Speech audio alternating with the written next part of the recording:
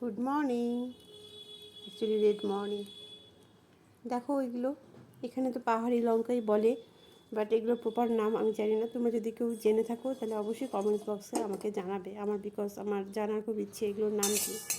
তো এই আচারটা করার বহুদিনের শখ ছিল, তো মার্কেটে সেদিন পাওয়ার পরে আর লোক সামলাতে পারলাম না।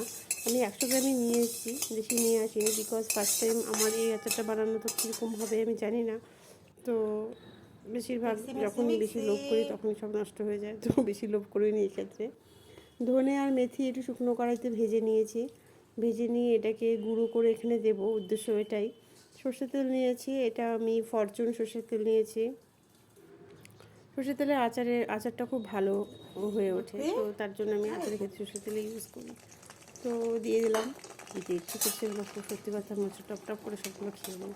যদি খেতে পারতাম তো অবশ্যই খেতাম, বাট এটা পসিবল না আমার পক্ষে। অ্যাট লাস্ট তোমাদের মধ্যে যদি পেয়ে করবে, ক্ষমতা হয়ে থাকে তো বলো, ওকে।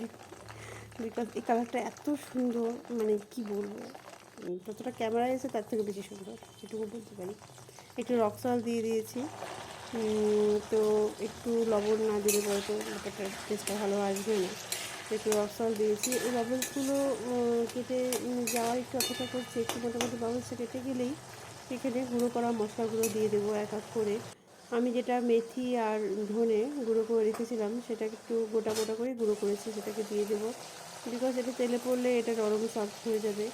এবারে কিছু ভাজা মশলা আমি ঘরে রান্নাঘরে করেই রাখি, যেমন ধনে, জিরে, গোলমরিচ, মৌরি, এগুলো আমি রান্নাঘরে করেই রাখি। এগুলো এই মশলাপাতি রান্নাঘরে রান্না কুকিংয়ে ইউজ করি। সো একটু গোলমরিচ গুঁড়ো দিয়েছি সেখান থেকে, এবারে এক এক করে সব সেখান থেকেই ইউজ করব। একটু জিরের গুঁড়ো দিয়েছি, এটা জিরের গুঁড়ো, আগেটা গোলমরিচের গুঁড়ো, বেশি ইউজ করিনি, অল্পই দিয়েছি, বিকজ এটা 100 গ্রাম লঙ্কা, খুবই সামান্য, খুব বেশি ছিল না।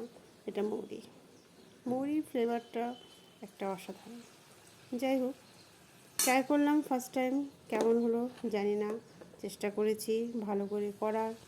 এবারে বাকিটা টেস্ট করলে বোঝা যাবে। এবারে যাই হোক, করলাম, প্রাণপণ চেষ্টা করলাম, এটাই বলতে পারো। এই ফেনা বাবলসগুলো কেটে গেলে আমি এটাকে গ্যাসটাকে সিট করে দিয়ে এটাকে রান্না করবো। ওকে, তো তোমরা যদি এই আচারটা খেয়ে থাকো তো জানিও। ওকে, তো আজকে এখানেই শেষ, বাই বাই।